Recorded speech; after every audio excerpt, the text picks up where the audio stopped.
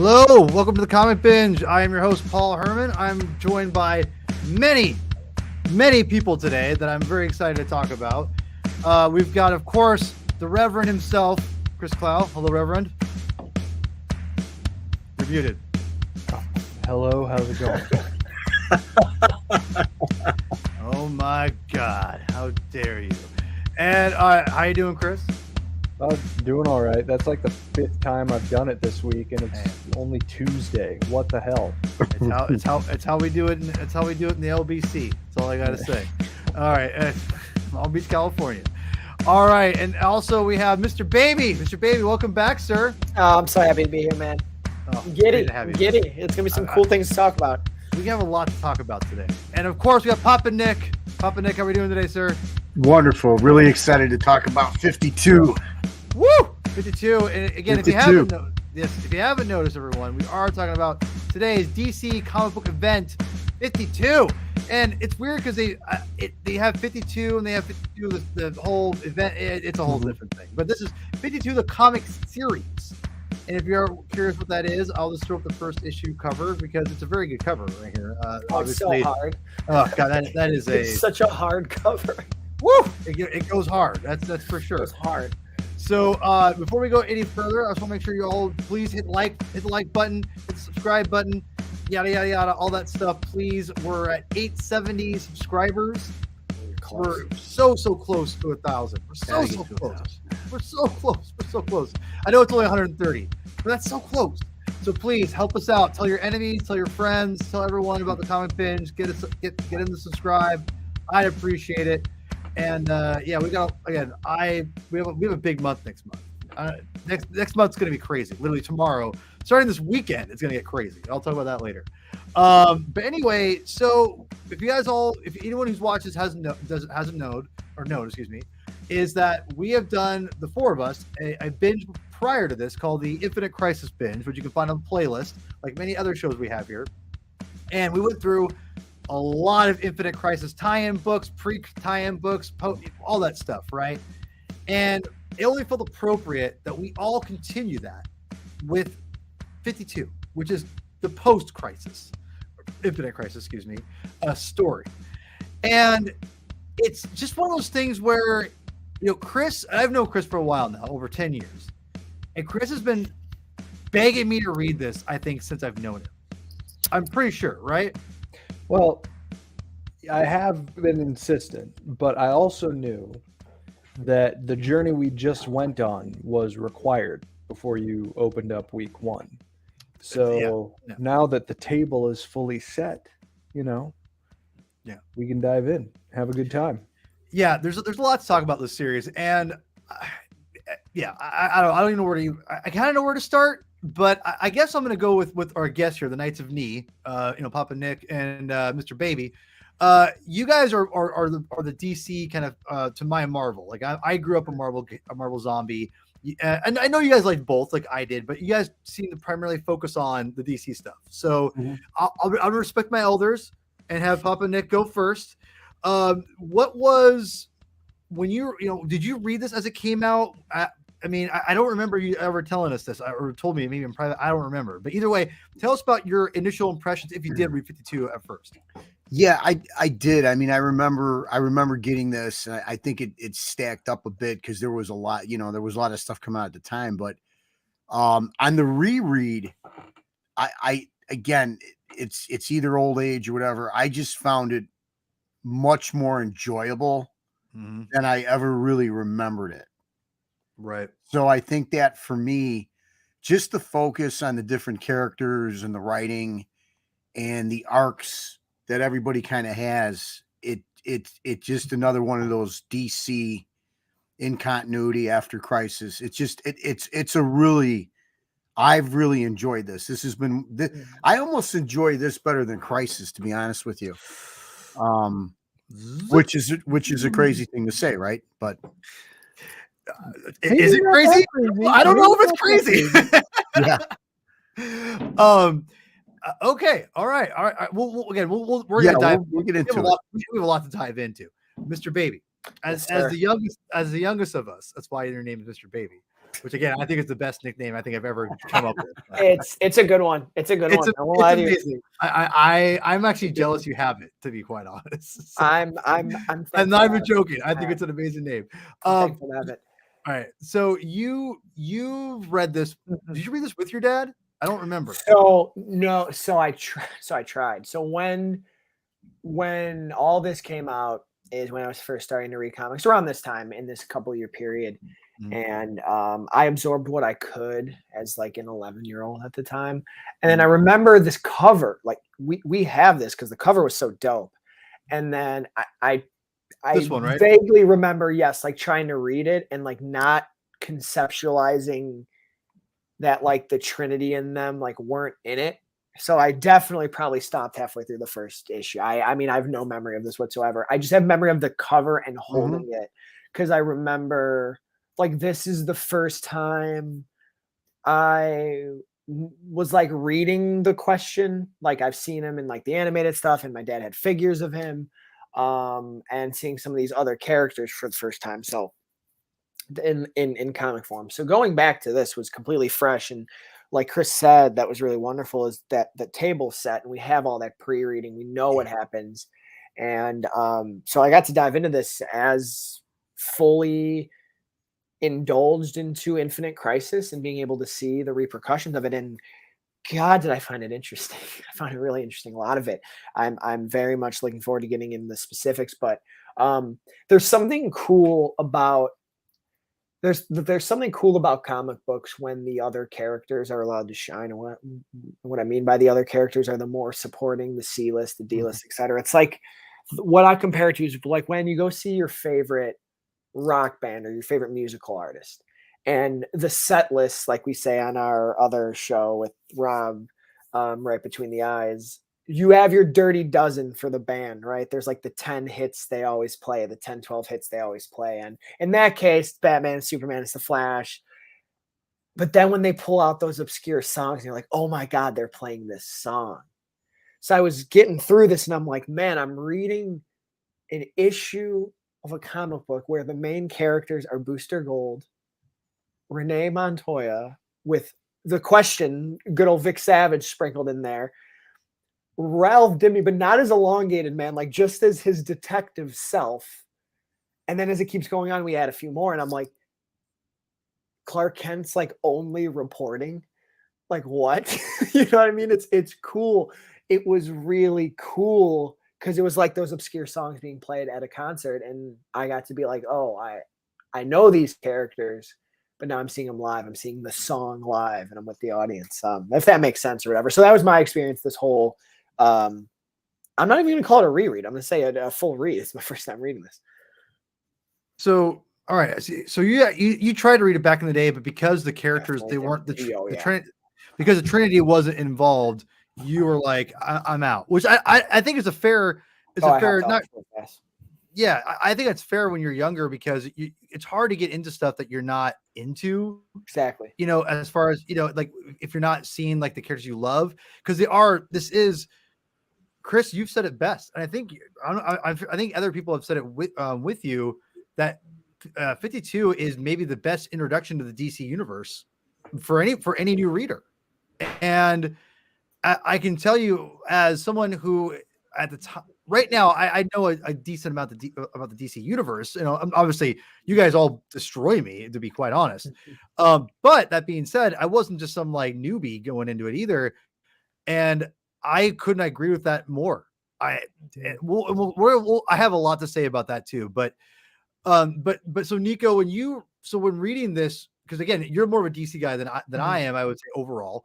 Would you say that like you knew those characters already, like you said, but did you think that this for you was like, man, like, because for me, when I was reading it, I was surprised how well, like they were throwing so much at you, but I never once was like, this is too much.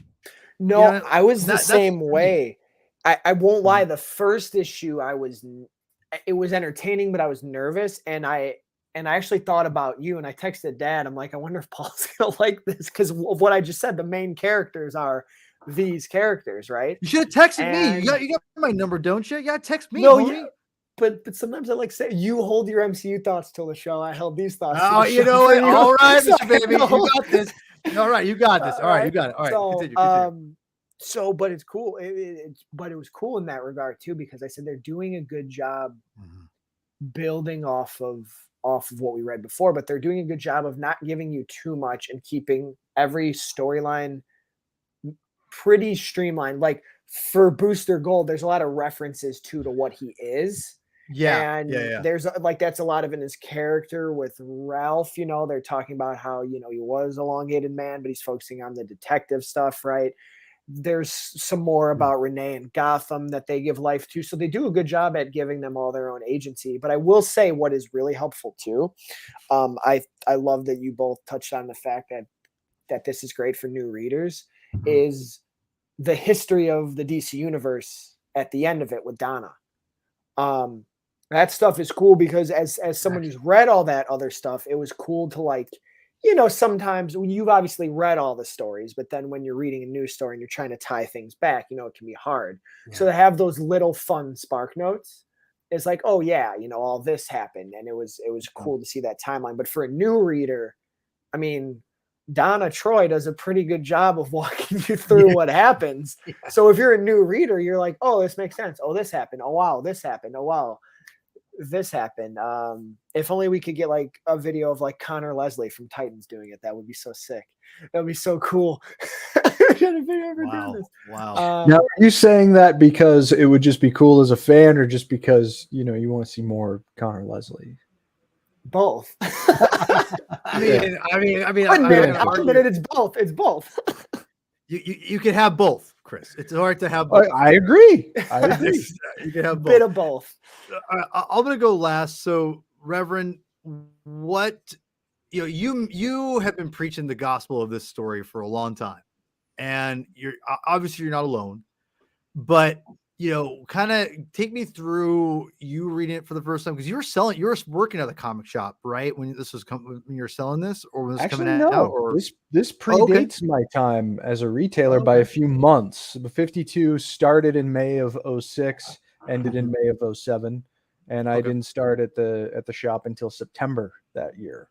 But I picked this up every week. This was really a book that was kind of driving my going into and I lived like 35 minutes away from my comic shop, because I lived in kind of a small town, 5 minutes from the Canadian border, and had to drive. Linden. Good old Linden. It's Eau de Cow in Linden. But no, I mean, I remember this was pretty early in terms of like the knowledge that I would develop about the DC universe and the status quo. So the history of the DC universe stuff, like this was probably the first thing I read before, like the first indication of Zero Hour that I had before I actually read Zero Hour. Oh, wow. And I had read Crisis at that point because it was Crisis, but like Final Night was referenced in there. I had only recently read like Green Lantern Rebirth, and that stuff was referenced in there. I was sort of diving into Gotham Central where I could, and some of that stuff is referenced in there, as well as in 52 proper. When Week 5 came out June 7th, 2006, and I graduated from high school on June 8th. So I bought that issue the day it came out, and then I actually read it. We did like a weird, for our senior event, we spent the whole night in a university's gym that had like a rock wall and a pool and all this. Why did we do that? Like, why? I never understood that. Even though I sat in the corner. I sat in the corner and I read 52 #5. Like that was probably the most. Why did you do that at home? Why did you do that at home? I don't understand. Like I'm like, why do kids do this stuff? I took it with me, and I took a couple other things from around that time too. But no, I mean, there's a poll quote on the collected editions for this that I think came from Entertainment Weekly that said it's just as addictive as any good TV show. Yeah, and that is there. It is right there, and that's absolutely the case. It was a very important way to get just a perspective on the entirety of the DC universe. And yeah, the Trinity themselves aren't in it, but over the course of the story, you know, we've already seen Clark Kent. We will see Bruce Wayne, and we will sort of get hints about what Spoiler! Diana God is damn up it! What are to. you doing spoiling the story for me? You know that I told you this sometime in the past decade, I think. Of course, Bruce Wayne's gonna show up. It's DC Comics, or I should Well, say, Detective Comics. It right, yeah. It's chronologically the beginning of Grant Morrison's run on Batman. Yeah. You know, there's an issue of 52 that really does kick off those cool. sets of stories. But the important thing about 52, at least to me, is that, you know, by focusing on characters like Booster Gold, like Renee Montoya, like The Question, we spent a little time with Animal Man and Starfire Yep. and Adam Adam Strange. Strange, who's a Yeah. personal So weird. favorite of mine. Mm-hmm. We see what Oliver Queen is up to. We see Hal Jordan show up occasionally. It hits all of the corners of the DC universe that this series probably would not have room to explore had the Trinity been included. And that's why it's such a critical work for, I think anyway, for a new reader to absorb. Granted, there's a lot of legwork to get everything that you can out of it, but that's work that we've done.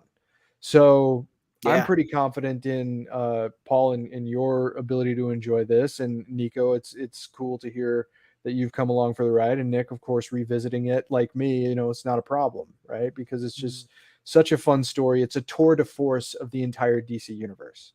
Yeah. And that's one of the things that I just absolutely love about it. All right. Before I get into my little spiel here, I just want, I want to make sure people hit the like button, subscribe, do all that stuff. Please comment in the box too. If you guys have read 52, tell me what you think. I want to know what you all think about it. And if you are watching this later on, please go ahead and comment what you think about 52. Hi, Rachel. Here's the deal. Chris, you know, you pretty much told me, you know, to read this forever. And I've always been intrigued by it because when I got back into comics right before this all came out, and I've never been a DC guy. So it was always like, okay, DC's doing stuff that's cool and everything. But I was intrigued by the idea of these 52 comic books and a new comic coming out every week. I always thought that was really interesting. And I love that dynamic. I knew the writers, obviously, who were on the book. For the most, I didn't know Greg Rucka very well or Jeff Johns, but I knew them a little bit. But I knew obviously Grant Morrison. I knew Mark Waid very well. You know, so I'm like, okay, this is cool. It's a neat idea, whatever. And you knew Giffen, I assume. Oh yeah, Giffen. Yeah, I'll get into him in a second. Yeah. But one of the really fascinating things about this was that everyone kept talking about it, and how it was a big deal for the you know DC comic books or Detective Comics. I'm gonna start calling that forever, by the way. So it was really fascinating when we finally sat down. We did Infinite Crisis, which again, Chris has been asking me to do this forever, and I'm like, fine. I bought these trades. I bought them like individually because I got them super cheap online for like $5, $6 here. I think the most I spent was like $13, maybe $15, and that was on like volume 4. That was like the lowest print one. And I even before we even decided to do this, I'm like, I want to read this one day because everyone keeps talking about how great it is. And I finally we set our date. I'm like, okay, I'm gonna sit down and read this. And kind of like you, Mr. Baby, I like the first issue, but I was like, there's a lot going on here. Yeah, there's a lot going on. Starts off a little. Ooh. It makes you think because we just got done with Infinite Crisis, and what was my biggest complaint? They put too much. Like, and I was like, oh, we're gonna go on this thing, and you get like some. Now, granted, you have some amazing writers right here, right? Like this is not. Yeah. I'm not saying that like, oh, I can't believe I'm gonna read all this condensed storytelling. Oh, like I'm not like gonna act like that, but. I was a little nervous. So it wasn't bad, but I was a little nervous. I'm like, this does not bode well. I'm proud to say that, like the headline says, it's an addicted to anything on TV. 52 is God fucking good. It's fucking great. That's great. It's so fucking good. And listen, and Chris knows, like I'm very critical. If anyone watches this, I can be very critical. We have a 26-minute argument we just watched. God, dude, I haven't even. Oh my God, that proves that point very much. I cannot wait to post that. I'm gonna wait for a slow week and I'm gonna post that. But the cool thing is that this, and I would 1000% after only one trade. This is 13 issues, by the way. We read issues 1 through 13. So if you're wondering We try not to spoil as much. Go out and read these comics, pause, come back, whatever. But these 13 issues, I was telling Chris, remember I told you, Chris, on Sunday or Saturday, I stopped by. I read this for a little bit on Saturday, Friday, Saturday, Sunday. I finished it all. But I got to tell you, it flies. And I know it's shorter. I know they're not like full 22-page issues every single time, but it's close enough. It's like 18, 20, whatever. I'm curious what you all think, especially the Knights of Knee down there. But this blew by. When I started reading this, I'm like, oh, issue 2, issue 3. Oh God, okay. Like, and when that happens, you know the book is good. Yeah, because and I just want to say this. And I don't want to talk too much longer than this. We'll save a little more. I'll save my Giffen thing for later, Chris. So don't dive into that just yet. Wait for anything like that. But I was really impressed with, and again, we're called the Comic Binge, and the thing with comic books is it's all about condensed storytelling. Or you can condense it, or you can elongate it. No pun intended. But like you can do whatever, right? It's a really diverse medium, but usually in the form of comic books, you're going to be condensed storytelling. I think that's what's kind of lost in a lot of modern superhero books anyway. And I think a lot, and this question goes out to everyone, but I think the art of condensed storytelling, this is a great example of why you need to do it, because you can do a lot more in stories and put a lot. You don't have to always like prolong everything. You can put a lot into stuff. Because let me tell you, they cram so much stuff into this, and what's so impressive, it never really feels like I'm getting overwhelmed. In fact, the pacing's incredible. And honestly, I'm amazed.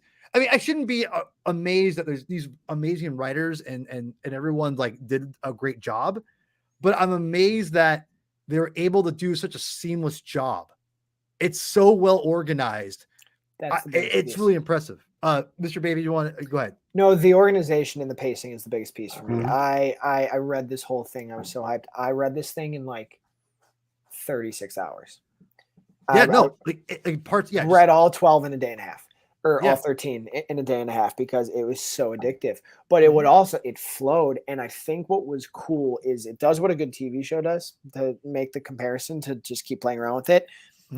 The best pacing in an ensemble movie or in an expansive television series, when you go, oh, I wonder when we're going to get back to, oh wait, here they are. Yeah. You know what I mean? The organization's unbelievable. I never felt like it was too long until I got back to someone. And they do what I like that I think some shows will do or other comics will do, where they will abandon somebody for an issue or two. Yeah. And they don't do that here. At least if my 13 issue 36-hour binge, if I have it correctly, I don't think they ever, and if they do, it is not long. It's not like, long at all. It's not long at all. I think if maybe I'm wrong, and you guys can, again, Reverend Papa Nick, tell me if I'm wrong here. I think it's the Question and Renee Matoya that have the longest maybe focus at one issue. Am I wrong on this? It feels like later on, like this issue in particular, I think. No, I don't think you're wrong. I mean, I think that there are more pronounced gaps later, but they're not egregious. Like it doesn't let anybody hang for too long. And I think one of the things that tends to surprise people who jump into it, who maybe aren't sold on the idea of reading a series without DC's 3 biggest icons, well, some of their villains are still around, Yeah. Lex Luthor, right? Yeah. How else does the DCU manage when you have certain heroic forces who are good in their own right, but John Henry Irons maybe isn't Superman, but he's still like a clearly powerful heroic presence. How does he manage Lex Luthor, especially when Luthor plays with him to the degree that we see over the course of this first quarter of the series? So nobody is left lagging for very long. And by peppering in characters like that, it just keeps things very interesting. And Intergang, obviously Intergang is still a big deal. We get to see what Billy Batson's kind of up to. And then, I mean, we haven't even touched on the subplots yet that combine everything, but I mean, Luther, Steel, Booster, Ralph, Black Adam. I mean, it's all a huge mosaic, and it's a wonderful tapestry that this entire thing weaves. Yeah, I told Nico the Black Adam stuff is really good. Oh God. And Mhm. I, of course, made a crude joke that it's better no. than whatever The Rock tried to do. Oh, with him, but- stop it! Black Adam is um, not that bad. It's not that Mm, bad. but, it's fine. I think So what- did you hear The Rock when you read his dialogue? no, No, Not at all. chance. Not at all. Not a Not chance at in all. hell. not a yeah, syllable. listen, I ain't Not gonna a lie. syllable Not at at all, all. right? Yeah. This Black Adam. They said the he's a man better in black actor. sent you. Yeah. You know, one played of as a these better- days right, we're gonna have exactly. to do an episode where we talk about our internal voice casts. For different- Yes. Oh, that'll God, be yeah. fun, yeah. Ooh, That'll be fun. Ooh, I like But that. you guys hit it on the head with this thing. The format of this series, and I know it continues on, but through the first 13, it's just so riveting that it brings you right to the edge, right? When they're Renee and the question, then it goes into Booster Gold, and you're like, so you're constantly moving forward, and everybody's developing, everybody's being fleshed out, and I never found myself at all like bored. And I was often surprised when the book was over and I could see that it was going on to the next book. And then we got our nice little history lesson. So these guys did a great job formatting it, editing it, whatever you want to call it. And I'm glad you brought up Steel because his arc in there with his niece is great. Dude, Yeah. It's so entertaining. And then, of course, you bring Lex into it, like you said, and to see that dynamic between them is really, really cool. And I think that as I sit here, it's hard for me to pick a favorite because they're all really good. And I mean, the Elongated Man, Ralph Dibny stuff is very emotional, and it plays so well. It's just written really well. So you guys are right. This is a book that I think if you're even a casual DC fan, it gives you the scope of just about everything, the grounded stuff, the kind of the galactic stuff, if you will. It really covers everything that makes DC Comics great. Yeah, and before we get, we're gonna get into characters here specifically, and I think because I think that they all warrant their own like kind of focus as we go on here. But before we do that, one of the things that I wanted to really talk about, and I thought was really impressive, and I feel like I don't want to get too off the beaten path here because I think there's something really interesting here that we forget about. And I was telling Chris me and Chris were talking about on Saturday when I stopped by his house for a few minutes, and I was telling his wife Rachel about this. And I'm curious what you guys, and again, I didn't no disrespect to the Knights of Ni here, but I'm curious if you guys have heard of this. Do you guys know like the whole breakdown thing, right? Like Keith Giffen, he broke down the scripts, right? So the artist would, and I'll show everyone if you guys don't know what I'm talking about. So obviously, like the Grant Morrisons, the Wades, the Ruckas, all them, they do the script, panel 1, panel 2. I'm assuming they're all doing the same kind of thing. It's very basic, structure for comic book script writing. It's no different than a TV or movie, right? But it's just instead of shot angle or it's just panel, right? I love comics. Anyway, so what Keith would do is he would take the script and break it down how it with some flair. I mean, I don't think he would be like, oh, I'm gonna do everything. You just do everything word for word to an extent, but he would keep it pretty simple. But if you see here, this is what Keith would do. So Keith would take the scripts, break it down panel wise, right? And then so that way the artist, because this is coming out every week now, right? He go, okay, Joe Bennett, here you go. Do that. Bam. And what's fascinating is that this is very common. And it's not as common today, but back in like when, this, and Nick, you know this, I think probably better. If you read like the credits, it'll say like breakdowns, blah, blah, blah, finishes, blah, blah, blah. Right. Yep. And that's way more like Ron Frenz was a great example of that. Ron Frenz, great, amazing, one of the most underrated artists maybe in comic books ever. He constantly broke down stories for people. John Romita Jr., in fact, I think Jim Mooney broke down his comic books at first because John, and I think he admitted he wasn't a good storyteller. Yeah. Keith Giffen is not only a good comic writer, he knows how to visually tell a story. And this shows you the strength of the medium and how important it is to be not just a good artist. You can be a good artist. That's fine. Like you can do variant covers and do amazing, and again, this is no offense to Peach Mocha, but like she does amazing covers. And I don't know if she can do interiors. I have no idea because you know what? Like there's so many people that don't, like John Romita Jr. He couldn't do breakdowns for a long time. He was struggling and they had to have someone do it for him.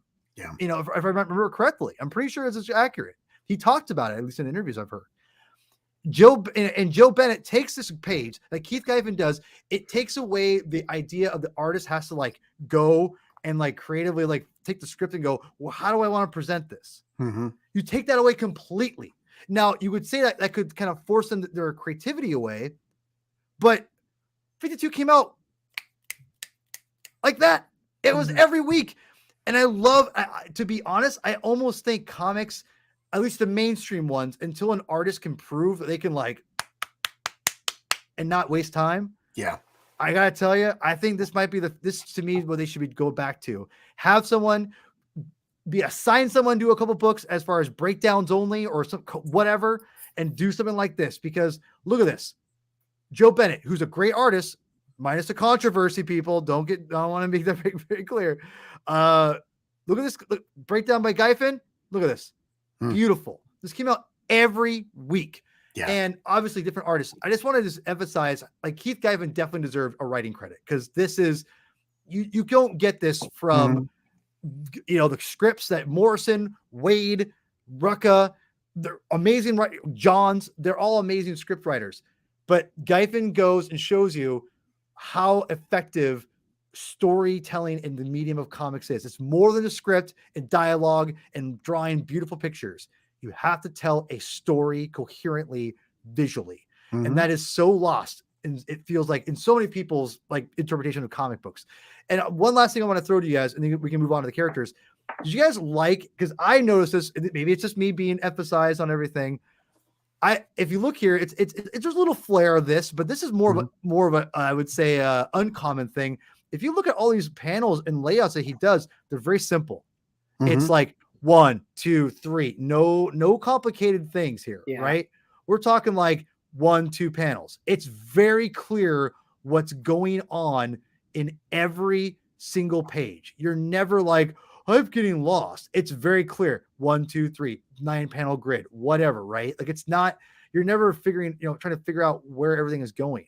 And I love the fact that it's so simple. Did you guys get that same feeling that it was a lot more simplified from a storytelling, like panel layouts aspect? Or is that just me? No, it's an easy read. Yes.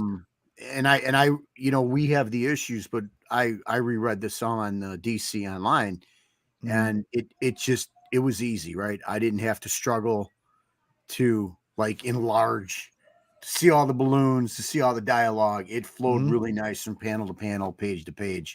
And I completely agree with you. Visually, the story was being told as well. So I 100%. I just want to toss in real fast, and just in terms of like the timeline that this series was on, because after 52 was over and DC started to sort of turn the engine into the direction of Final Crisis, they tried to do this again. And I think Dan DiDio had even called the follow-up weekly series, which was called Countdown, before it was retitled in the middle of its run to Countdown to Final Crisis. Same format. It was a weekly series that would fill in an entire year's worth of material leading up to the next event series. And he called it 52 done right. DiDio said that before Countdown came out. Wow. And comparatively, Countdown crashed and burned pretty hard. Like there were more writers on it. Paul Dini sort of served as showrunner, but he wasn't actually like the main writer of a bunch of the issues. It rotated between people like Jimmy Palmiotti and Sean McKeever and Tony Bedard, Adam Beechin, good writers. But there was something about it that just went off the rails. It ended up diverging too much from the story that was actually told in Final Crisis and has been retconned to hell and back since then. But I think that says a lot. And I think Giffen was involved at least peripherally in Countdown, but I don't think he had the same prominent role that he had in 52. And yeah, maybe you do sacrifice some complexity in terms of the way that the pages are laid out. But what you have is a consistent through line in terms of how information is conveyed from issue 1 straight through to issue 52. And I think that consistency counts for a lot for a book that A, is coming out literally every week, and B, if you want to try and have a degree of coherency to the stories that you're telling, it's really important. Like, you had the 4 key writers, of course, and they're going to write things the way that they write things. But if you have one guy who is tasked with actually assembling how the panels are going to look for each one of these issues, there is far more consistency that you get from this series when compared to a lot of other weekly series that we've seen in comics. I mean, the weekly series has lineage, at least as far as I know, going back to like the 70s and 80s, right? And and they didn't quite have it as well tuned as 52 proved to be. So it's just funny to think about how, Countdown is going to be 52 done right, when no, 52 was 52 done right. There was And all you got to do is just read it, and you totally see, like, it's just as captivating at the beginning, I think, as it is at the end. Yeah, and the last thing I'll say, and we'll move on to the character stuff. I would just say that I think that's why this book is, I think, regarded, and it flows so well, and it's so easy to read, and that's why we love it, is because it. And again, I don't think everything should be done exactly simplified either. You know, I want there to be a variety, right? But I think in the world of, again, the corporate conglomerate of superhero comic books that is an assembly line, and I don't say that disparagingly. I'm just saying that's reality. It almost feels like that's a necessary evil at this point, because the artists these days, I don't think, are getting the work they need, or the proper training or work, or just kind of whatever to get to that consistent level that, like, the Mark Bagleys, the John Romita Juniors, who are just workhorses. You know, they just don't exist. But I think it's because these guys had, like, people, you know, doing their breakdowns for them, like, oh, this is how you broke down this page when you got the script. That makes more sense, instead of like, give me the page, I'll do it myself. I mean, who knows? I mean, maybe I'm full of SH. I don't know, but it feels like the simplified idea of how Giffen did it. It didn't try to go crazy. Just kept it super simple. It adds that layer of enjoyment of just being able to breeze through it without having to complicate everything. So, all right. So I'm going to start with, I guess I'll go with the question in Remain Matoya. And because it was interesting, because again, when you start with issue 1, it gives you, like, it throws all the characters in one comic. And that's what and Mr. Baby, we talked a little worried about that. Like, I'm like, is this what it's going to be like, where it's like cram all this at one time? But it slowly, like, drifts away, and it has them all individualized at one point. I like the idea of setting us up with our main characters, you know, obviously with Booster Gold, Remain Matoya, and the Question. But that, to me, I thought was an interesting aspect, because I knew that Batman was gone, and I knew Renee Matoya from, obviously, from the animated series. Was she an animated series character at first? Was that okay? So I knew who she was from that.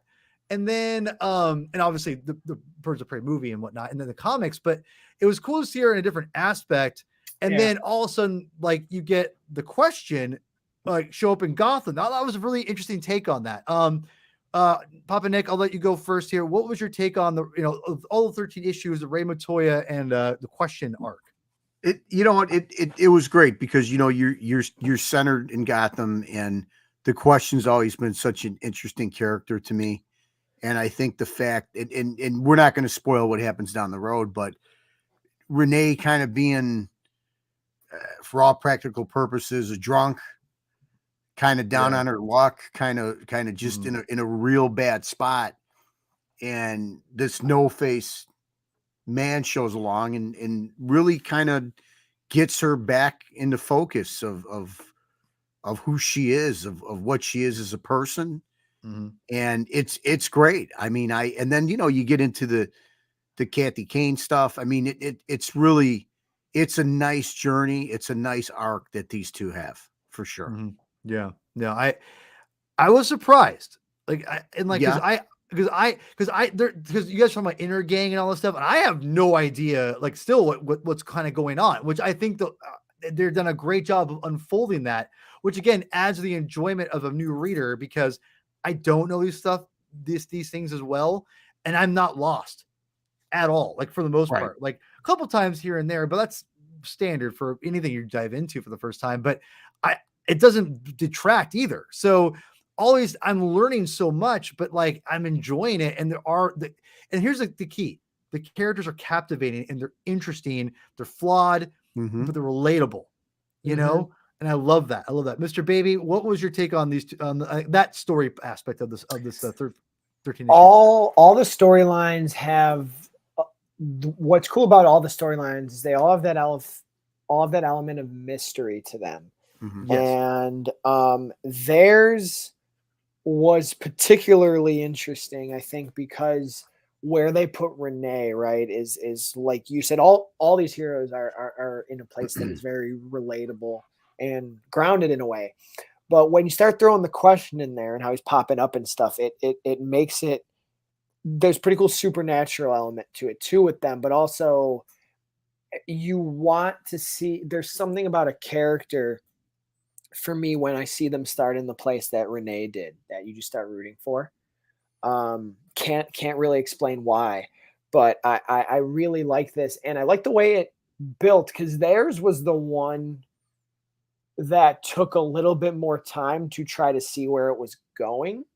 I would say I feel like the other ones you get a good taste of, the focal point of what's going on or what's going to happen. Then you get to the issue where they find that where they run into that giant monster thing, and I'm like, what are we? I did not expect us going this way. Mhm. So this is the one that I was the most captivated by in the sense of I don't know where it's going, but I really like it. And their chemistry as characters really grows. Too, it starts off as those, unlikely allies, the skepticism between the two of Mhm. them. And then towards the end of the 13, when they're finally like, we're gonna go see Black Adam. Yeah, let's do it. Like now that they fully form a nice unit, which I thought was pretty compelling. Yeah, most definitely. I think the thing that I find endlessly fun about that subplot in particular is just like you mentioned, Nico, the chemistry that is created by their relationship. It feels really Yeah, organic. does. Yep. It starts with such a resistant kind of philosophy from Renee, but then over the course of time, it's not like Question necessarily inserts himself in a way that is unexpected as much as he seems to recognize that there's something about her that he can relate to, Mhm. Oh which is one yes. of the reasons that he seeks her out, but it's also something that he seems to think that he might be able to help her with. And this is a particularly interesting subplot if you have recently absorbed Gotham Central, because her partner on the GCPD was Crispus Allen, and as we saw in Infinite Crisis, Crispus Allen did not survive very long into Infinite Crisis. Mhm. Um, and that was a relationship that was really at the corner of that series. Like it's a defining relationship between Renee Montoya and Crispus Allen, and seeing her continue to struggle with losing him and this rage that she still has over the way that he died is something that serves to fuel this opportunity that the Question identifies in taking things forward with her. So I like this subplot quite a lot. I don't know if it's my favorite, at least at this point in the story. I think they all kind of change places over the course of reading the entire thing, but it was a great way to kick things off. There's a hell of a line too by the Question. Um, like you said, Chris, you teed it up well when he's talking, when they're referencing what happened to Alan, and the Question goes, "You blame yourself for doing the right thing." Yeah. There is something that about that line. When I read that line, I had to reread it a couple times because I'm like, is you really saying this? It's a hell of a line when you think about it. Yeah. And it's like Paul said earlier, it is eerily relatable. A lot of times we don't like doing the right thing because we're human beings and we feel and we want and we desire and we get angry and we get emotional. But yeah, you blame yourself for doing the right thing is such a fascinating flipping line. And Nico, you talked about something too I thought was really cool. Like you had to reread it a couple times.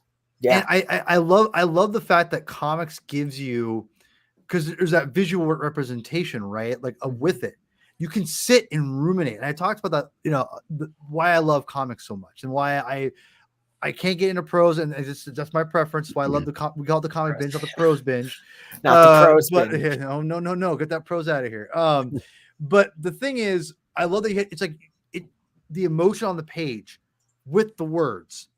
It's just it requires. I love the fact you had to reread it a couple of times to kind of get into that zone. I love that. Like I love that's again an underappreciated thing about comic books that people need to like. It's like to really just soak in moments is awesome about this medium. Yes. So, I like this. I did like this aspect a lot. I love their chemistry. I thought Rucka's he's just so good. Rucka's just a man. I mean, I love like this stuff like this. Like, and this is why the simplification of like the panels by Giffen, and not going crazy, is that it's so having these really simple moments and these interactions, they work so much better when they're simplified, right? Yeah. At least for me. So I think that adds to the enjoyment there.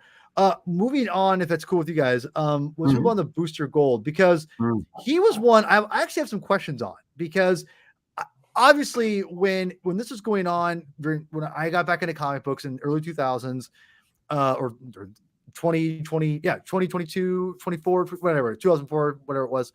And I remember people kind of talking about him during 52 and how elevated the character. And I had very little, and everyone I talked to raves about him from the series, from what happened after the series. Because Chris reminded me that Jeff Johns wrote the character after 52, and he elevated the character. Obviously, created by Dan Jurgens. I mean, and Dan Jurgens is no slouch. Obviously, people love and respect him like crazy. I knew he was from the future, but when I'm when I'm reading this comic, and I'm like, they hit on the nose exactly what they're going to do thematically with him. But it's one of those beautiful things of storytelling. You know where it's going, but you're just captivated by how it's going to get there, because you know where he's going. And I'm assuming I'm thinking they're telegraphing it. It seems like, Chris, from my perspective. Shut up. Maybe not. Maybe. But either way, I have a couple questions before, I'll just give you my thoughts, and I want to throw out to you guys, right? Mr. Gold. Did he always know what was going to happen? Like, did he always have like this? Because when I read a little bit of the brouhaha era of Giffen and DeMatteis, again, I love those JLA comics. I never got that impression that he knew like all the stuff was going to happen. And then when he had the robot, like, is that all new? Am I missing something with this? That's the one thing I was looking.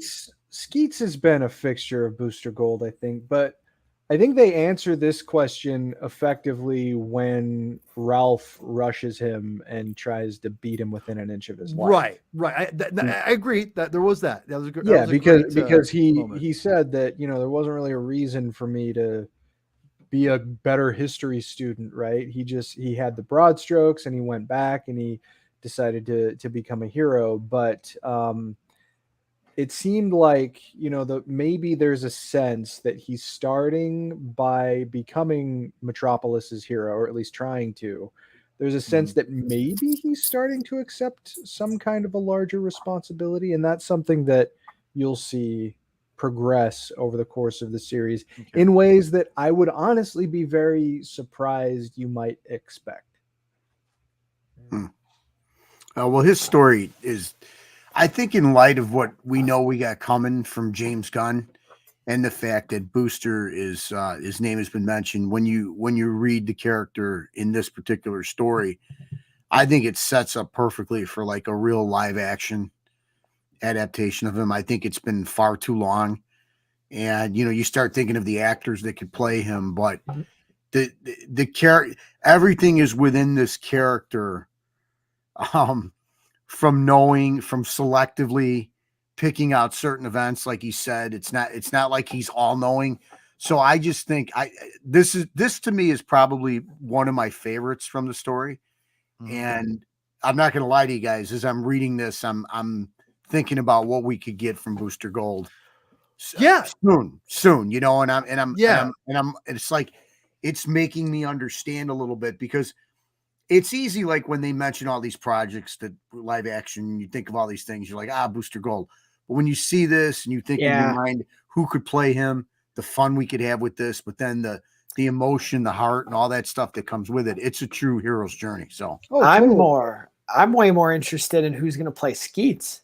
Who's go. going to be the you were voice? talking about that today. Who's going to be the voice? That's and put whoever you want in the costume. Who's doing the voice? Honestly, let's have some I feel fun. like they already cast that perfectly, because in JLU it was Billy West, who, in addition to playing the bee from Honey Nut Cheerios, he's Philip J. Fry from Futurama, but he has such a great delivery as Skeets. I would love it if they managed to bring him back, but they're probably going to get like what they got Bradley Cooper for Rocket, right? Yeah, you're going to get somebody big, sure. With some big. It's too bad that Bob Barker's like 94. I would have that would be fun. He's still alive? Yeah, he's still around. But I had no idea.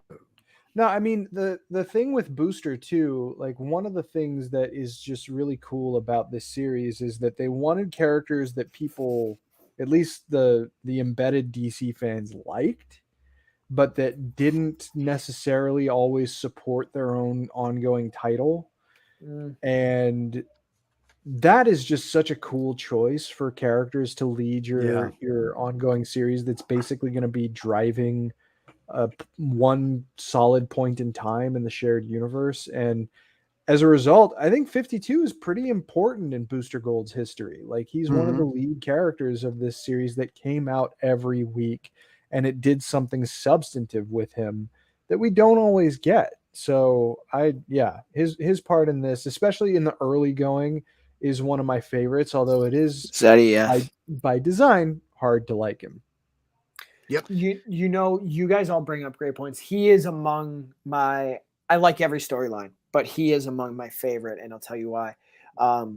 Like Paul said, to this point, up to issue 13, you kind of know where it's going. Like you tease Chris, that's going to probably change. But up to this point, I feel like you know where it's going.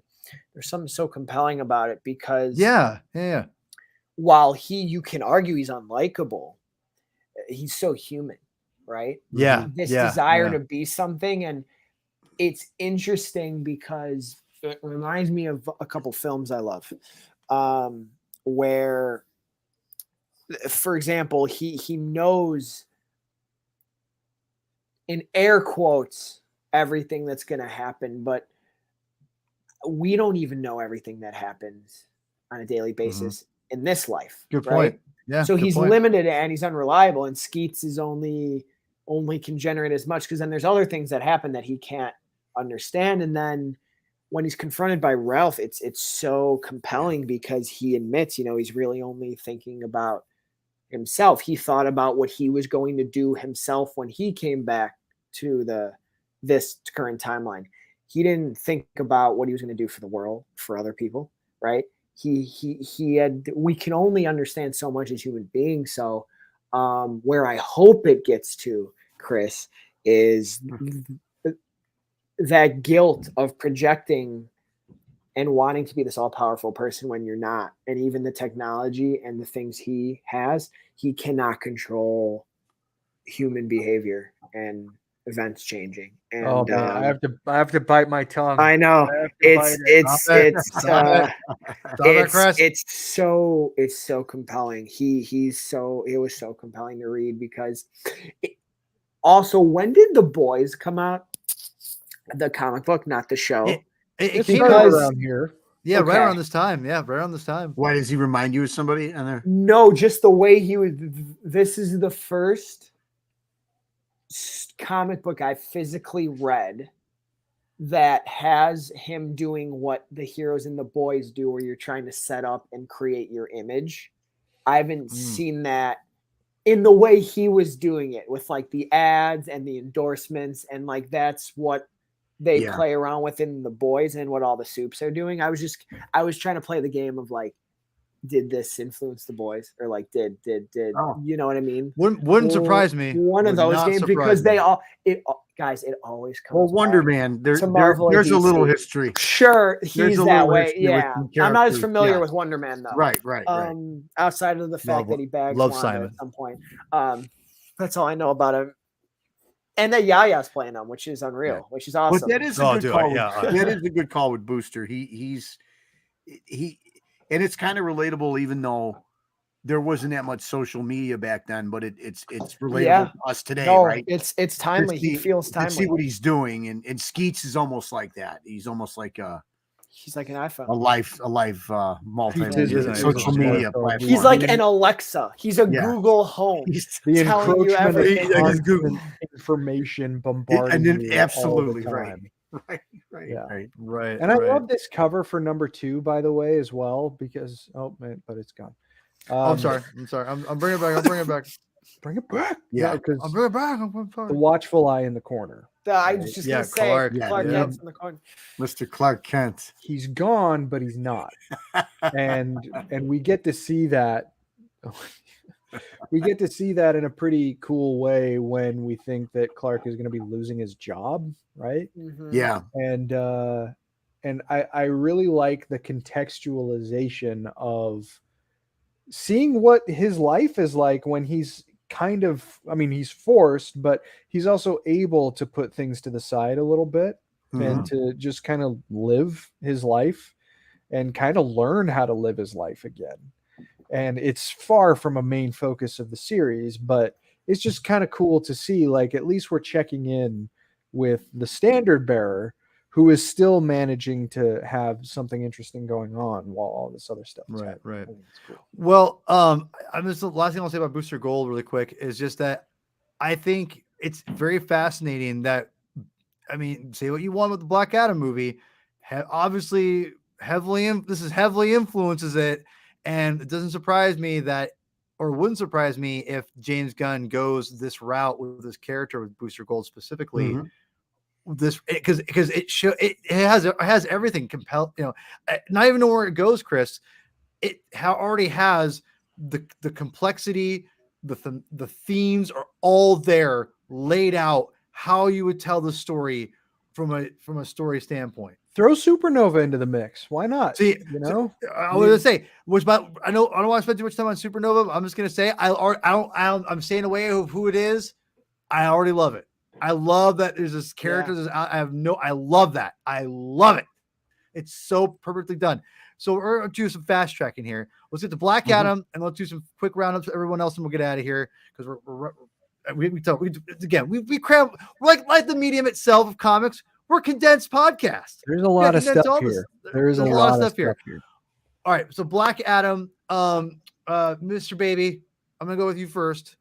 What's your take on the Black Adam stuff? Oh, it was great. I haven't read too much of him in my life, so this was really cool. To see him, his motive is so interesting, and that's the thing too. Like you said, all these characters, like you're sort of understanding where they're all starting at, and even though we don't have the same powers or same capability as some of them, the choices they're making are all, even him for being a superpowered being is very human, right? He's trying to make a difference. He feels like he didn't do enough, and he knows he's powerful, and he's like, what could I do? And just this journey with Isis was so cool too. And I just love the times where he popped in because he felt imposing, right? Too. Mm-hmm. All the times he popped in, he felt intimidating. I won't lie to you, I couldn't shake some of like the movie stuff out of it. Really? Not in a bad, like it didn't hurt. It elevated this material for me and made me dislike the film more. Okay. Yeah. But for like but that's not to like try to debate or crap on the movie. I was just saying that was my reading experience because of all these characters I was reading in this book, he is one I've seen on screen the most recently. So I was like, okay, and the stuff with the inner gang, like it was all kind of fresh, but it was damn compelling. The only thing that threw me a little bit, not in a bad way, is when Shazam comes in towards the end. I was like, whoa, we are once again, every single one of these storylines I cannot predict, except for maybe Booster Gold. It's like, what was gonna pop up? But still really, really good. And that ain't Zachary Levi either, is it? No, yeah, that's not exactly. exactly right. But what I will say too, now I'm getting to, I think pre the film, right? I always knew he was decently big in the comic books. Yeah. With how he is in this story, I am seeing why he would be such an enticing character for someone to want to make a live action project about. I really do. There's a lot there with his people, with the country. Like it's him, the whole anti-hero thing, the being the ousted member of the Shazam family. Like it's all pretty cool. It's all pretty cool. And just all that and like all that ancient stuff is sick to me too. The splorch sound. Yes. Oh yeah, dude. Yeah, that's I'll say him forming his world coalition, I think, is pretty cool. That was interesting. That was really interesting. I thought really like that. Yeah, and it doesn't seem like America is part of it, which is no. Why is would they? Pretty cool, right? Yeah. The right? other thing too, I think, and then we'll move on, is that his relationship too with the lady, and him kind of like needing her, and is pretty cool. And we'll, there'll be more we'll talk about it as the story evolves and all that. But it's a good. It's look. There's really not a bad arc, to be honest with you, in this. There isn't in this story. Adriana is the female lead in the Black Adam film. Yeah, so maybe we're gonna try and set that up. I don't know. I don't know. Kind of moot now. It doesn't really matter, but I agree with you. Yeah. Oh, I definitely think they were. I definitely think they were. But and all this kind of finish up. We'll do some more rapid fire, and we'll get out of here. I'm gonna say, like, I was not anticipating what Adriana was gonna happen, but I love the fact that she's calling him out. Yeah, and she's not afraid of him. And that's what I think is so awesome. Is she attacks him with her words, and not with her words, but the truth. She's like, he's like, and again, this was so powerful about the medium, people. And I'm going to keep pounding the table for it because I love this medium so much, obviously. But this is the last page, and they're going at it, and she just this last panel, the last page before he turns alone, just by himself, just up close, and he knows she's not wrong, she's right. And I love that. Like, even though he's at this coalition, he's a king or a protector, whatever you want to call him, he's actually not. He's alone. And she calls him out. And because of that, he's like, well, you know what? I'm going to turn you into something because you deserve power. And I love that. I love that he identifies that with her. It's like, right. Go ahead, Chris. And one of the things that helps to symbolize that she's deserving of that power is that she stood up to him even after he rained human anatomy all over her, right? Yep. I mean, she had perfect reason, and it would be very reasonable for her to be terrified of him, and she wasn't. And she still stood up to him because she has the strength of her convictions. Like they do a really good job of introducing. Fantastic job. And what Papa Nick, before I throw back, one more thing you want to say? I'm going to echo what Mr. Baby said. Yeah, is that I've always thought Black Adam was interesting from what Chris raved about him in 52. And I'm like, okay, I'm sure I trust Chris because Jeff Johns. I trust Jeff Johns. Sorry, y'all. If y'all hate him, I'm sorry. I think he's amazing. He's great. I heard Jeff Johns, did an amazing job with this character in 52. And after 13 issues and in a little arc, I'm like, hey, we've gotten so far. I'm like, yeah, I get it. Yeah, I get it. Like, this is awesome. Like, I totally get it. This is great. And I can totally see why The Rock saw something in him. I think they potentially went the wrong way, I think, with the character. I mean, I still enjoyed the movie more than probably you guys did. But I will say that there's a lot more compelling things in this comic book. And 13, maybe 30 pages total. and that whole movie did. Of course. Yeah. I mean, That's how I felt, and I'm serious when I said that. Yeah, no, you're not wrong. It's I'm crazy. like, There's more. I'm like, this is a pretty good character. This is not the character that I saw in the movie. I get why you think you can't do it. I know, whatever, but it's a shame that you can't just look at this and go, why do we have to mess with this too much? Like, it's right here, Yeah, right you know? here. So, Chris, before we move on, do you want to add anything for Black Adam? I know you have a lot to say. We have more stuff to talk about later on too. I don't think that I do, just because, guys, this is just the beginning. I know. Just I'm excited. I'm so freaking excited. All right, rapid fire. Steel. I'm gonna go right here. I think I've always liked John Henry from the Reign of the Superman. I love Steel, and it was really cool to see him get a little more of a shout out in this. I think he's been one of the most underrated, because I think a lot of people like him, but he's underutilized. That's underappreciated. Underappreciated, underutilized by writers. And I feel like there is a great ongoing story and comic for this guy that is out there that no one's writing. And for whatever reason, just they can't figure it out, which is really weird to me. It's like, take Iron Man, that whole idea, and make him like basically a Superman like character in a sense, right? Done. Like, how hard is that? Like, I mean, I know it is ongoing for a while, but it doesn't seem like it to be that hard. But I liked it. I love the idea of, like, he's trying to teach his niece something. I love that aspect of it. I love some of the stuff that we get with Luthor and what that eventually turns into. I'm intrigued. Papa Nick, what'd you think of? Were you a Steel fan before, and what'd you think of this? Yeah, far? I mean, I was reading when he first was introduced in the Reign of Superman. Yeah, I said earlier, I love the dynamic with his niece where he's trying to teach her a lesson. She's not going for it, and he's a very, very altruistic character, very, very moral compass he has, and there's a lot. Again, it gets better too, and nowhere when I read Steel do I hear Shaq's voice either. So, oh God, well, I just want to come clean with that. I do not, and I love Shaq.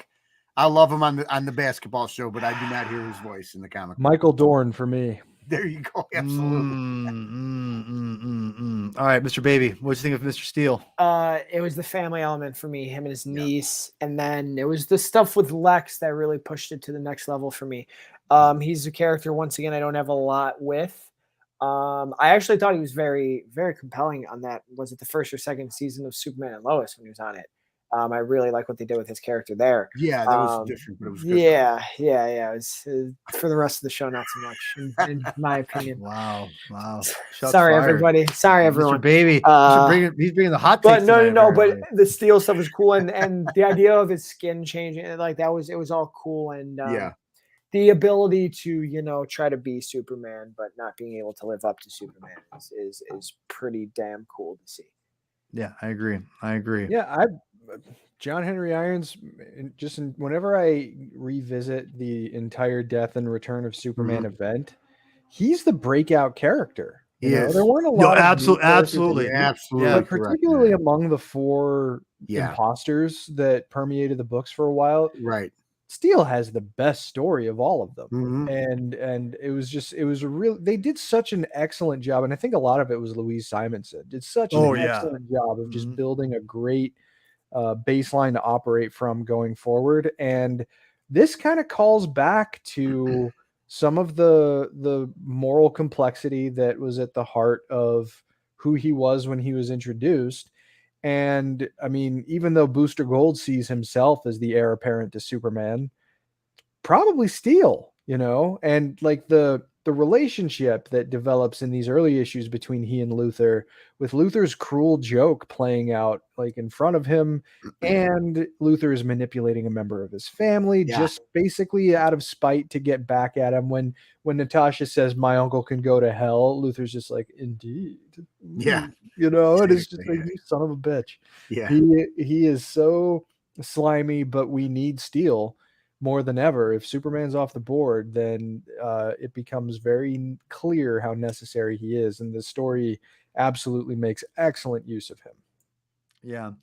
And so Ralph Denby, this whole thing was maybe not my favorite part of the story, but it was interesting. I love the idea of taking like the resurrection like of superheroes and having a cult around it. Like, no, we can resurrect him. We can bring him back because it's been done before.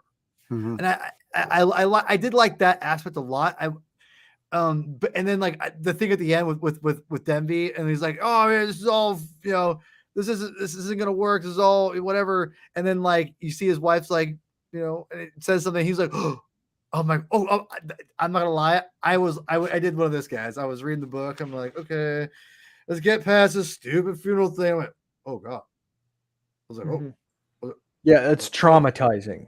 I know. I was like, oh. And the I was like, fact that he brings in Justice Leaguers or an outsider in Metamorpho's case, who have been resurrected before, because it's so good. He clearly wants Yeah. to find out if there's anything that's legitimate about this, while really also shutting smart, it down, man. because he sees it as a perversion until he realizes It could be true. Yeah. Whoa. Yeah. Guys, I gotta tell you, like, I was not, that was this was my least favorite. It still is, I think, at this point, my least favorite. And that's not like a detriment. It's just, I'm just saying, it's just not my favorite of all of them. But that moment made me go, okay, I get it. Like, that was really well done. Kudos whoever came up with that idea. That was genius. So yeah, go ahead. I really like the arc because, you know, through the beginning, you're trying to figure out where it's going.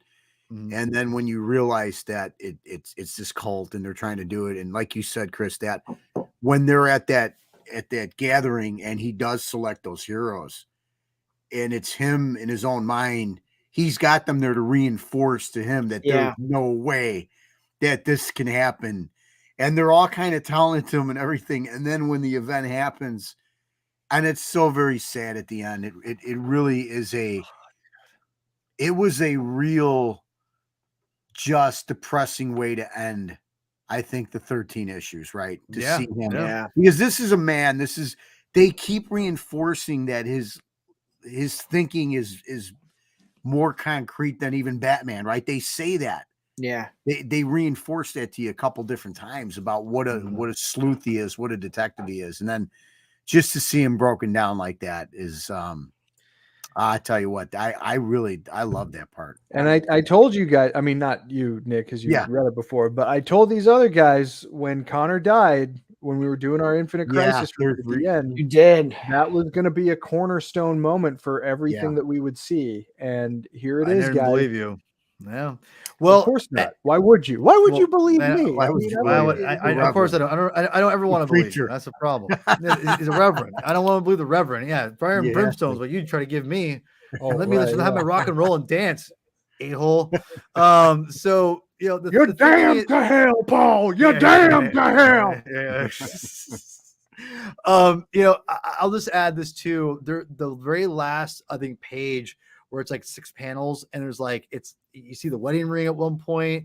I mean, it's it's so good. It's so good. Gyfin, I'm telling you guys, for him, right? They're trying to find him. There's no sign of him anywhere. Oh God, Gyfin, man, I swear, guys. I tell you, so, you know, if you're out there wanting to draw comics, if you're watching this for like one person who's wants to do that and watching this, I'm telling you, sometimes simplicity is less is more, you know, and not going crazy and just tell it like very simple. Panel 1, 2, 3, 4, 5, 6, and it's like, but it's just about angles, you know, and what the focus. It's just, oh God, it's brilliant. That's brilliant stuff.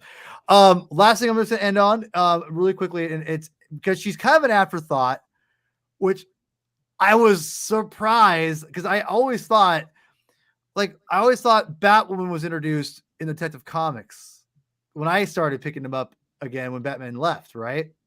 I don't know, naively. And as I'm reading this, I went, wait a minute, Renee, is that Batwoman? The Renee, and like, wait, what?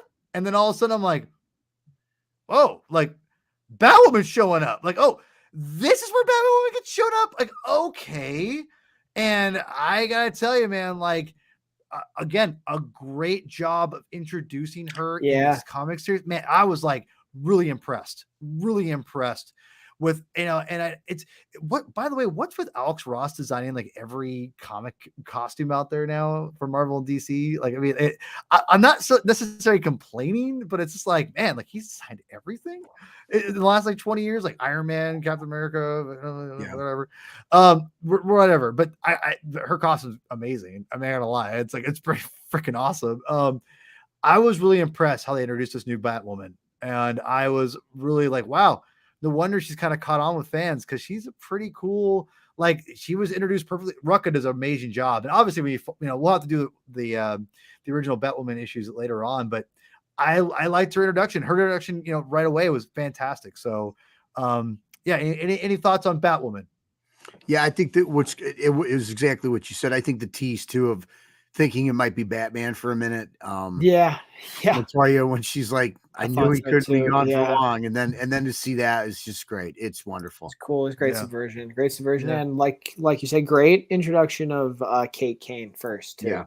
To understand the character too, and shows up in epic fashion here, and what a hell of a cover right here. That's a great cover, dude. That's a great cover. Y'all, I'm telling you, you don't need posters of up close Power Girl to sell your book.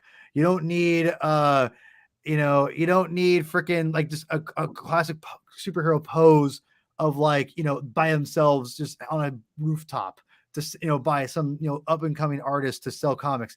Sell comics by the cover selling the issue, because what's inside it right here. Like I look at this, I'm captivated by this cover. It's phenomenal. It's so good. Where are these comic covers in now? Come on, let's go back to this. Reverend, do we have anything you want to add to this before we head out? Look, I mean, you guys know I hang a hat in Gotham, right? So the idea of someone else kind of stepping up to fill the void that is left by not just Batman, but by Robin and Nightwing and other members of the family, right? It makes sense that someone would step up. And I think that Rucka's later work on Detective helped further contextualize what role Kate saw for herself before she jumped into things. And that's a reason on its own why we should read those issues. But no, this is a really solid introduction. And I think you can easily they just subtly kind of indicate that she is stronger than she looks, because she punches Renee in the face and she's like, wow, someone taught her how to throw a punch. My mouth is filling up with blood right now. And it's like, oh, okay. Yeah. And then you get to see exactly what Rucka, she's been man. training for. Rucka. He just knows how to write. He's such a damn good writer. He knows how to write a book, man. Let me tell you. All right, guys. So we'll wrap up here, and obviously we'll probably come back in a couple months. Try to do every other month to give you guys a break. And, Mr. Baby's got he's out there partying in town. No, I wish it was. Trust me, I wish it was all that. He's got a podcast today. You know what I mean? Wish it was all that. No, not just that. Just life, my friend. Life. Yeah, but trust me. I was telling your dad the same thing before. I know. And listen, I appreciate like crazy man coming on. And Papa Nick, obviously you get up early, and you're. Oh, Chris, God, this is great. You're always here. Yeah, this is great. So, nothing special. nothing special. Here's my coat. You're just my partner in crime here. No big deal. Yeah. So let's get Knights of Knee. Let's promote your stuff. Let's get it out there. People check it out. Papa Nick, we'll start with you. The Elder. You can follow me at N Caruso Jr. on Twitter, and our other podcasts, Vigilante 1939 with the other guy, Nick Zednick, where we talk about DC, Marvel, all the movies, everything coming up. And just want to thank you guys too, because this is a fun revisit, and I am really looking forward to the next 39, if you will. Yeah. Really quickly, I was amazed as I'm reading this. I'm like, this is great stuff to read. I think before the Gods and Monsters arc of the films start coming out. Well put. And I think that we should definitely, we'll have this to look back on in a couple of years and say, hey guys, you guys want to get excited?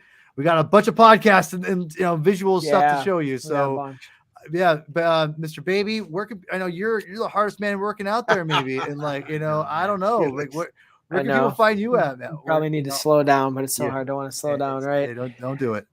Not in this life. Nope, Yeah, nope, no, nope, nope. you could follow me everywhere at Nico Crusoe. It's right here on Twitter, Instagram, Letterboxd. All the other shows and stuff I do is on Twitter. Go there. I also do some film stuff on TikTok at Nico Knows Film. But as always, guys, it's such an honor to be here. And like my dad said, it's this really cool really cool read, a really cool revisit for my dad, and it's also cool for him and I to be able to talk about it and stuff too, because we normally read things at the same time, or we Yeah. read the same stories. I haven't done that much in the last year, but this show has been a constant staple in that. So Very cool. thank you guys for that too. No, well, Thanks for and like coming you know, on, yeah, well, yeah, and like you're asking, like I remember you asked me, like, "Who's my dad?" I'm like, dude, of course, like you know, and Yeah, then, we're like doing it. now, yeah, and now it's like I want to just keep it going after 52. It's like it's keep us going like Oh, let's keep it rolling. together as we go on this Absolutely, yeah. journey for Gods and Monsters. So like it's been. I've been so blessed to get to know you guys more through this show, and Very you guys are thankful awesome. for you And both. so this Same is here, my great. friend. Yeah, this has been awesome. So, Reverend, where can people find you and all your Star Trek goodness that you're doing now? Picard just came out. At Chris Clow. That's what my name looks like right there. You Don't- put that that's my together. name. You can find me on Mr. Twitter. Clow. Discovery Debrief is back with the third season of Star Trek Picard.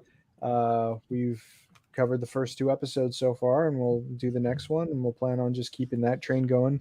Really solid stuff so far. It's fun. I've heard good things about Picard season 3. Even though I'll never watch it, I've heard good things about it. Yeah, right. Well, Never say never. Trust me, I ain't ever watching that. most recent debrief, we had a guest on in the form of a friend of the show, Kyle Sullivan, who runs a YouTube channel called Trexpertise. That's very good in terms of That's like awesome. Cool. sort of academic applications of what science fiction does, with a particular focus on Star Trek, but not exclusively Star Trek. He did a really great video on Arrival, for instance, which Oh, is I one of did. the best sci-fi Oh, movies cool. One of my the favorite last movies of all decade. Oh, dude, I have word. a- Arrival's incredible. Arrival poster. Yeah. 10 feet Nice. from me. Nice. It's one of my favorite movies Nice. ever made. Check Word. out that show on Twitter too at DSC Debrief. Right on. And you can find me, Paul Herman, on Twitter, aka P Thug, or at Herman22 with 2 N's on Twitter. Follow the Comic Binge on Twitter. If you do it on Instagram, Twitter, it's out there on the bottom. Check it out. Whatever, it's all good. But I would love for you to subscribe, leave a comment. I was Did it. recently on the Vectorverse recently, and I had a Yes, lot of I fun. saw that. I talked about my comic book origin. That's a great channel, man. That's a great dude. Justin from Vectorverse is he's awesome, and I just really he always has really fun like videos, clips from there, and I'm hoping to get him on this next month on something. So look for him to be joining us. Super awesome guy. Go follow him on Twitter, Vectorverse. He's great. I love him. Thanks if you're watching, Justin. Thank you so much. You're awesome, dude. This has been great. We're gonna be back in a couple months here, whatever. And Chris, why don't you take us out here?